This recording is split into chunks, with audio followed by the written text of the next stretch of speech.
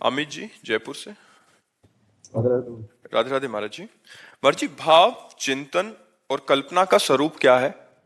भाव जब हम निरंतर भजन का अनुष्ठान करते हैं, पर निरंतर भजन का अनुष्ठान संत संग से होता है।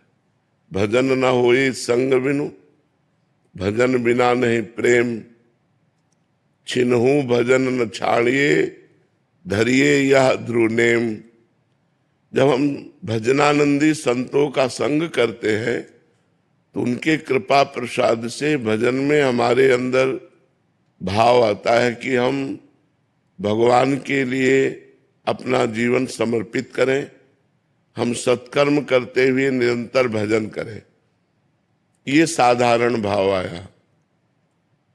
जब हम निरंतर भजन करते हैं तो अनर्थ की निवृत्ति होती है, पापाचरण की, अधर्म की, गलत वृत्तियों की। जब इनकी निवृत्ति हो जाती है तब हमारे अंदर भाव आता है।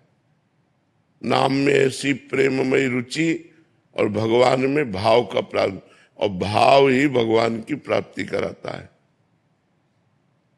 जब हमारे अंदर भगवत भाव आ जाता है तो जड़ चैतन्य समस्त चराचर जगत में एकमात्र भगवान का ही अनुभव होता है। जड़ चेतन जग जीव जत सकल राम में जाने, यह है भाव। दास्य भाव, सख्य भाव, वात्सल्य भाव, कांता भाव अर्थात गोपी भाव, सहचरी भाव, यह है भाव। भाव कब आता है?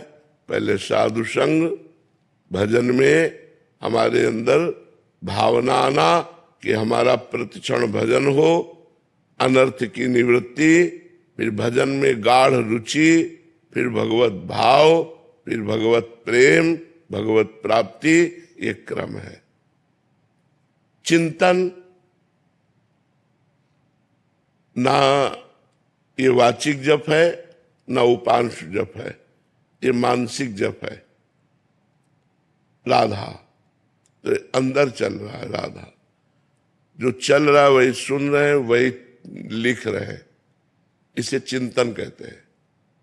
अंदर ही अंदर, बाहर कोई चेष्टा नहीं है। अंदर से हम नाम जप करते हुए नाम में डूब रहे हैं। नाम का चिंतन, भगवान के रूप का चिंतन, भगवान के गुण का चिंतन, भगवान की लीलाओं का चिंतन, ये चिंतन ही हमारे अंदर जाकर परम भाव पैदा कर देता है। और कल्पना ये असत है। सत की कल्पना नहीं होती, भावना होती है। असत की कल्पना होती है। तो कल्पना शब्द असत से है और चिंतन और भावना ये अध्यात्म से है। और ये प्रारंभ साधु संग से होती है और पूर्णता भगवत प्रेम में होती है। किसका प्रश्न था? समझ पा रहे हो आप?